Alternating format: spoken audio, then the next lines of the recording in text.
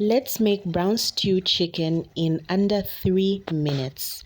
First things first, you start by spicing up your chicken. These are the spices that I used.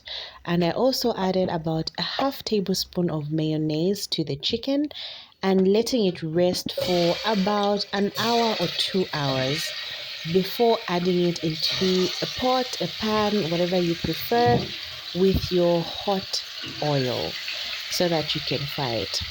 And of course, you want to make sure that it is evenly browned on all sides before you finally remove it from the hot oil, remove it from the fire, and let it rest.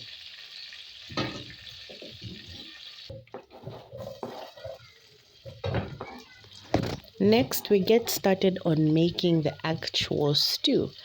In the same pot that I fried my chicken, with the same oil, I add onions and green peppers, and I'm frying this until it's completely translucent, making sure to not burn it.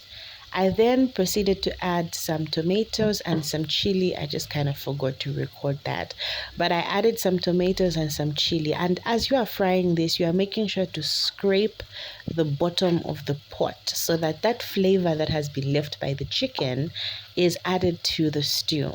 I also go ahead and add the same spices that we used for the chicken, except salt. You need to make sure that you don't add salt because it might be too much.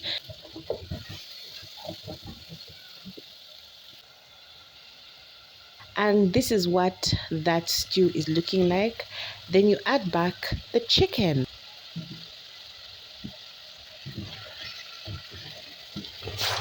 You're going to make sure the chicken and the stew are well combined before adding your chicken broth. You could just add water with some kind of thickener, but I prefer to use chicken broth.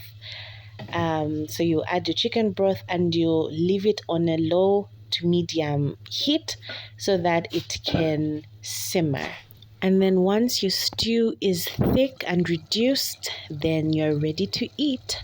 Serve and enjoy.